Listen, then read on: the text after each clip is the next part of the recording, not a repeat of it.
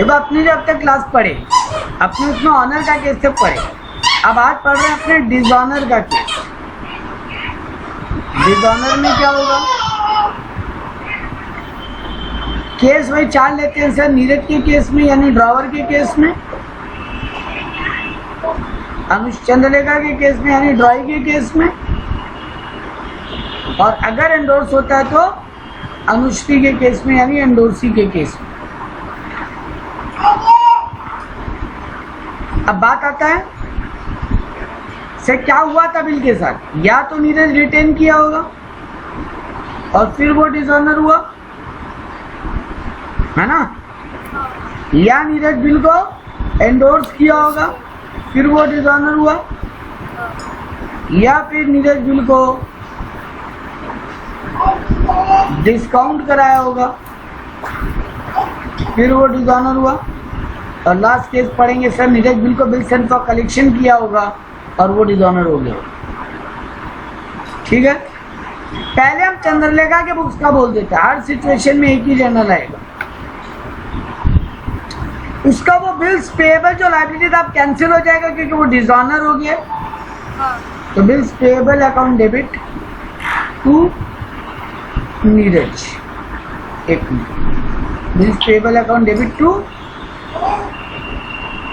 नीरज या ड्रॉवर जो भी बोलते, नीरज या ड्रॉवर, क्योंकि नीरज वापस लायबिलिटी बन गया ना उसका। अब नीरज उससे वापस पैसा मांगेगा। सर ये चारों केस में यही होगा? हाँ सर, ऐसा क्यों हर बार नीरज ये पैसा क्यों मांगेगा? देखो अब एक एक केस पकड़ते हैं। नीरज बिल को रिटेन किया था, बिल डिसऑनर हो गया, तो बिल जब बना था तब क्या एंट्री हुआ था? BR2 चंद्रलेखा, वो रिवर्स कर देगा। चंद्रलेखा उसकी फिर से डेटर बन जाएगी और बिल रिसीवेबल कैंसिल हो गया। ठीक है, बिल अगर एंडोर्स किया था तो नीरज क्या एंट्री पास किया था? अनुश्री टू BR, क्योंकि अनुश्री उसकी एक लायबिलिटी थी, उसको बंद कर दिया था, कैंसिल कर दिया था। अब अनुश्री दोबारा उससे पैसा पाने लग गई है ना, और नीरज चंद्रलेखा से दोबारा पैसा मांगने लग गया। तो चंद्रलेखा फिर से डेटर बन गया, अनुश्री डेटर बन गए। बिल अगर हम डिस्काउंट करवा लिया था तो हम बैंक को दे दिया था BR, तो फिर से बैंक मेरे से पैसा पाने लग गया, तो बैंक मेरा लायबिलिटी बन गया है ना। बैंक जब हमको पैसा दिया हम बैंक अकाउंट डेबिट किए होंगे। अनुश्री को जब बिल दिए थे तो अनुश्री अकाउंट डेबिट किए थे, तो अनुश्री को फिर लायबिलिटी बना लिया, और चंद्रलेखा को अपना डेटर, चंद्रलेखा से फिर पैसा पाते। वही जब बैंक डिस्काउंट कराया तो बैंक मेरा लायबिलिटी बन गया और चंद्रलेखा मेरी डेटर। मतलब मेरे बुक्स में हर हाल में चंद्रलेखा वापस डेबिट होगी क्योंकि वो फिर से मेरी डेटर बन गई। ठीक है, पहला केस में BR कैंसिल हो गया, दूसरे केस में अनुश्री लायबिलिटी बन गई या फिर बैंक लायबिलिटी बन गया। और वही बिल सेंड फॉर कलेक्शन में क्या होगा? फिर से चंद्रलेखा मेरी लायबिलिटी बन गई और वो जो bill send for collection debit था वो कैंसिल हो गया। क्योंकि जब हम BR भेजा था बिल सेंड फॉर कलेक्शन के लिए तो हम क्या किया था? Bill send for collection to BR, तो बिल सेंड फॉर कलेक्शन अब कैंसिल हो गया और चंद्रलेखा मेरी फिर से डेटर बन गई। ये हुआ नीरज का बुक्स। चंद्रलेखा से कोई भी पैसा मांगने जाए वो उसको ना बोल देगी और नीरज उसका दोबारा लायबिलिटी बन जाएगा, क्योंकि चंद्रलेखा उसको पैसा नहीं देगी, वो आगे नीरज का गला पकड़ेगा, अनुश्री आगे नीरज का गला पकड़ेगी, बैंक आगे नीरज का गला पकड़ेगा। और नीरज किसका गला पकड़ेगा? चंद्रलेखा का। तो चंद्रलेखा उसकी चंद्रलेखा के बुक्स में नीरज उसका लायबिलिटी बन गया और बिल्स पेएबल जो लायबिलिटी था वो कैंसिल हो गई क्योंकि वो डिसऑनर हो गया। एंडोर्समेंट के केस में अनुश्री के बुक्स में क्या एंट्री होगा? जब डिसऑनर होगा, अनुश्री का नीरज फिर से डेटर बन गया तो नीरज अकाउंट डेबिट, और उसको जो BR मिला था वो BR अब वो कैंसिल कर दिया।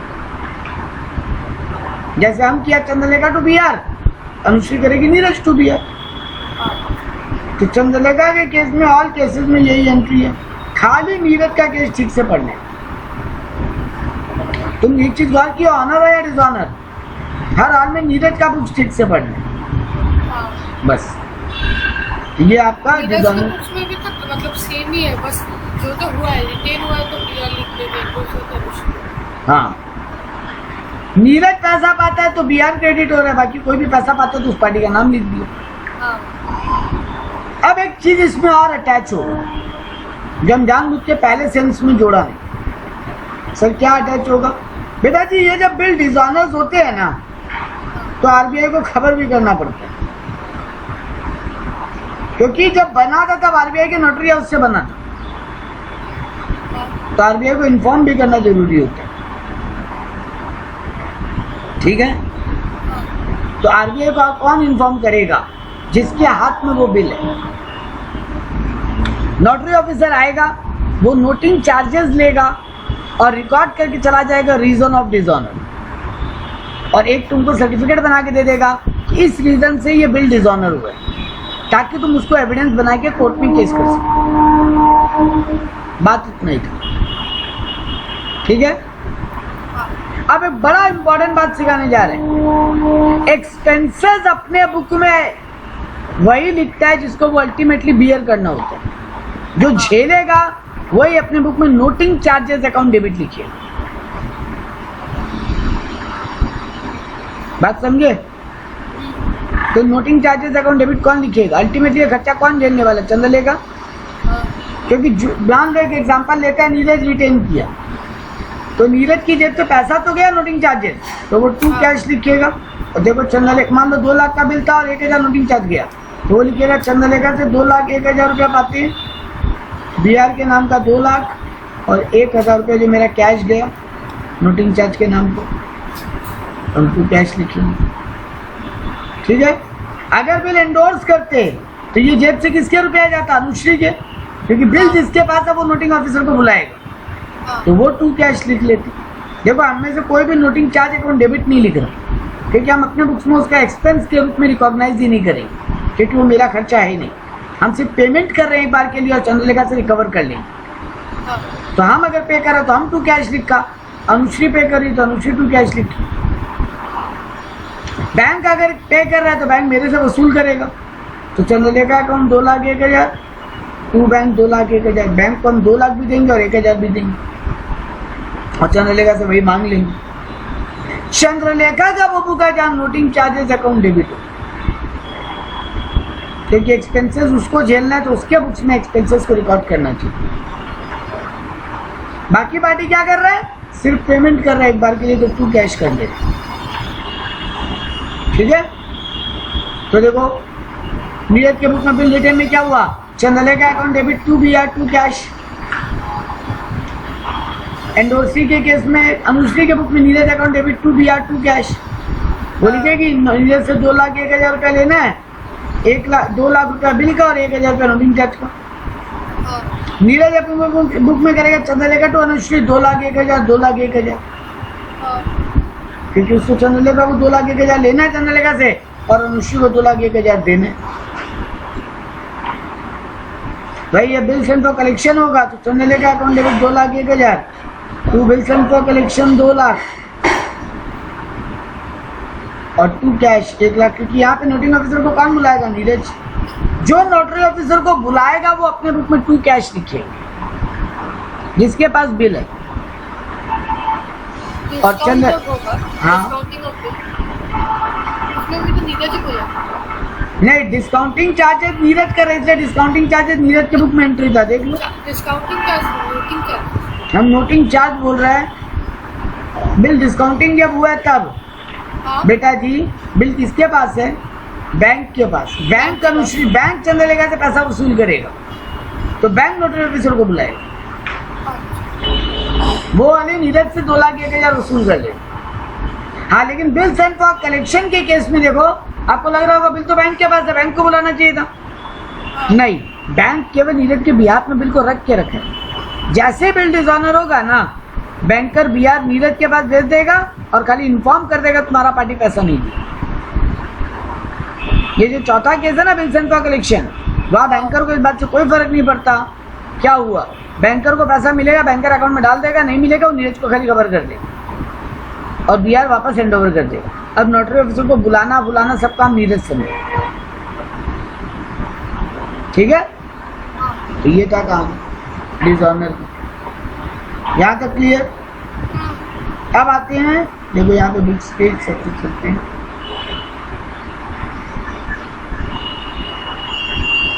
ये रहा retiring of bill under rebate, मतलब टाइम के पहले आप मेरे को पेमेंट दे रहे हो, बिल को रिटायर कर दे रहे हो टाइम के पहले, मैच्योरिटी के पहले आप हमको पेमेंट कर दे रहे हो, ठीक है। हाँ।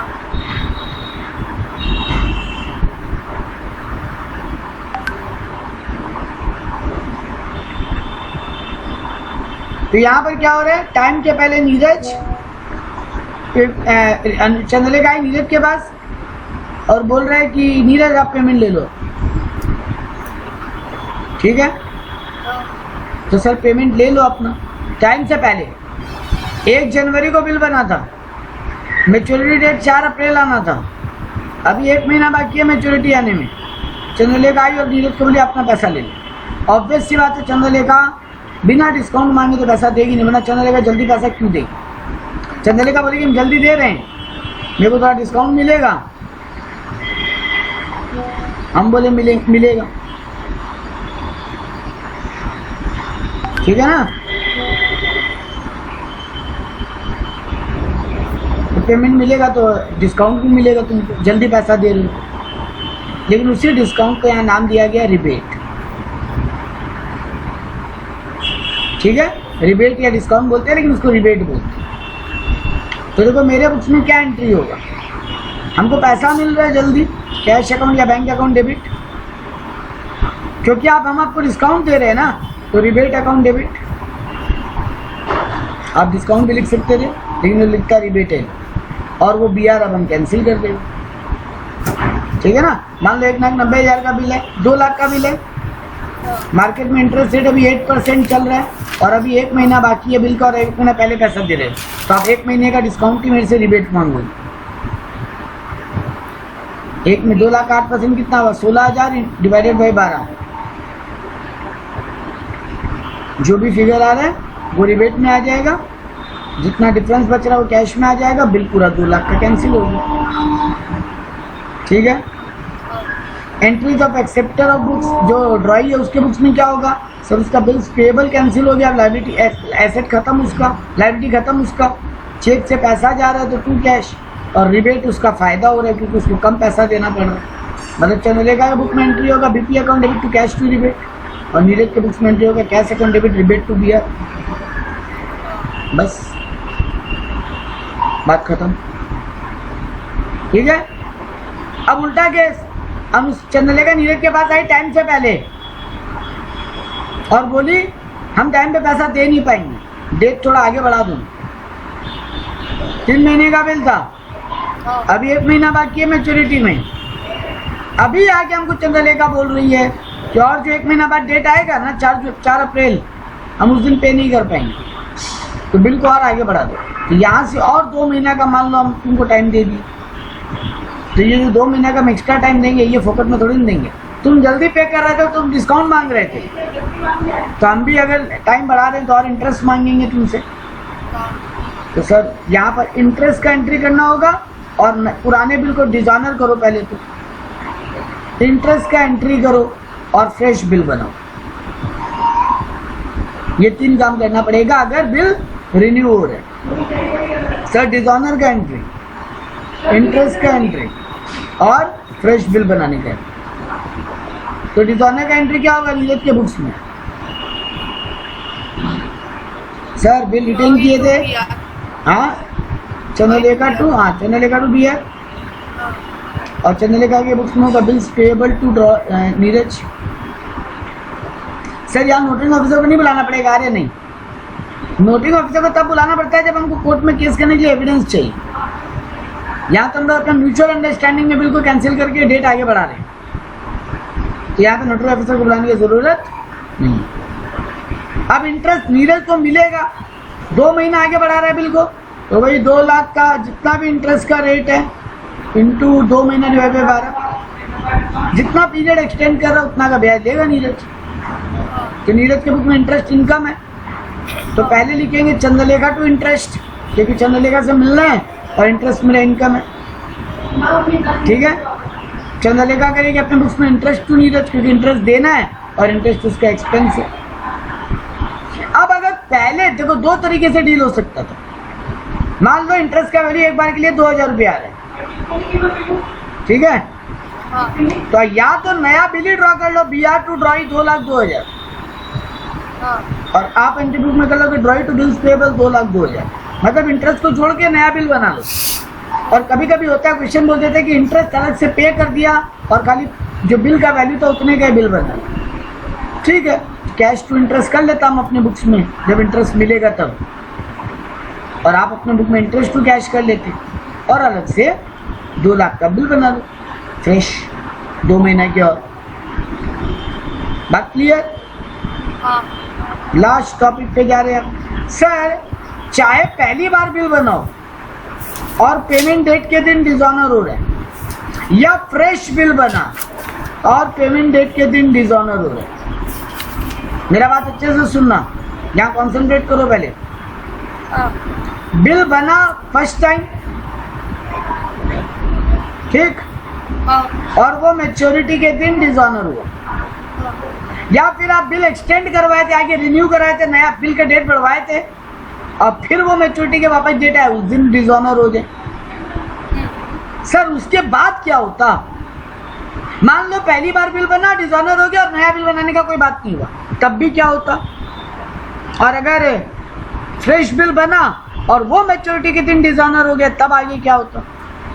देखो या तो हम आपसे कैश में पैसा ले लेता, हम बोलता बिल डिसऑनर हुआ भाड़ में जा मेरा पैसा दे दो, लेकिन सर पैसा देना ही होता तो बिल डिसऑनर ही क्यों करते? हाँ अगर चंद्रलेखा को कैश में अलग से पैसा देना ही होता तो बिल को डिसऑनर करती ही क्यों? पैसा नहीं है तभी तो बिल को डिसऑनर कर रही है। तो सर अब इसके बाद क्या होगा? सर नीरज कोर्ट केस करेगा। कोर्ट केस में मान लो फाइनल लास्ट पॉइंट ला रहे हैं हम चैप्टर का, कोर्ट केस में मान लो चंद्रलेखा इंसॉल्वेंट डिक्लेयर हो और चंद्रलेखा बोली वो 80 पैसा इन रुपी देने को तैयार है, मतलब चंद्रलेखा इंसॉल्वेंट डिक्लेयर हो गया, बोलिए हम पूरा पैसा नहीं दे पाएंगे, 80%। हाँ 80% तो 2 लाख का बिल 80% 1,60,000, हाँ मतलब बाकी 40,000 डूबेगा, हाँ ठीक है। तो नीरज अपने बुक्स में उस केस में क्या एंट्री पास करेगा और चंद्रलेखा अपने बुक्स में क्या एंट्री पास करेगा? ड्रॉवर क्या एंट्री पास करेगा और ड्रॉई क्या एंट्री पास करेगा। तो आखिरी टॉपिक इंसॉल्वेंसी। तो देखो अपने चैप्टर में कितना टॉपिक वाइज पढ़े, बिल बनने का कहानी, बिल के साथ नीरज 4 में से एक काम किया उसका स्टोरी, फिर उसके बाद मैच्योरिटी पे बिल ऑनर हुआ तो एक स्टोरी, बिल डिसऑनर हुआ तो एक स्टोरी। अगर बिल ऑनर या डिसऑनर होने के पहले मतलब मैच्योरिटी के पहले ही चंद्रलेखा आगे पहले एडवांस में पैसा देने को तैयार हो जाए तो रिबेट का स्टोरी, जिसको बोले रिटायरमेंट ऑफ बिल, और उसमें रिबेट मिलेगा या देना पड़ेगा। वैसे ही उल्टा सर चंद्रलेखा टाइम के पहले आके आपको बोली कि डेट पे हम पेमेंट नहीं कर पाएंगे, बिल को आगे बढ़ा दो, तो उसको बोलते हैं रिन्यूअल ऑफ बिल। अब आ गया लास्ट स्टोरी। सर ये सब के बाद अगर चंद्रलेखा इंसॉल्वेंट हो जाए तब क्या एंट्रीज पास हो? तो सर चंद्रलेखा कितना रुपया देने को तैयार है? 1,60,000। तो नीरज बोलेगा कैश अकाउंट डेबिट 1,60,000 ऐसा आ रहा है, बेड डेट अकाउंट डेबिट 40,000, ठीक है ना, हाँ 2 BR। अब वो BR डिसऑनर हो चुकी है, ठीक है। और अगर पहले BR डिसऑनर का एंट्री पास कर चुका है चंद्रलेखा टू BR, तो फिर यहाँ पर 2 चंद्रलेखा हो जाता BR की, मतलब अलग से अगर हम बिल डिसऑनर का एंट्री पास कर दिया है तब तो बिल खत्म हो गया तो 2 चंद्रलेखा लिख देता। और बहुत दिन क्या कहता सर अलग से क्या डिसऑनर करेंगे, ये एक ही साथ कर लीजिए कोई बात नहीं जो भी, ठीक है। हाँ और ड्रॉई चंद्रलेखा क्या करती है अपने बुक्स में, बीपी कैंसिल हो गया उसका, या फिर वो नीरज को डेबिट करती, अगर बीपी पहले कैंसिल डिसऑनर का एंट्री कर चुकी है बीपी टू नीरज, तब वो नीरज को कैंसिल करती, पैसा जा रहा है जेब से टू कैश 1,60,000, ठीक है ना।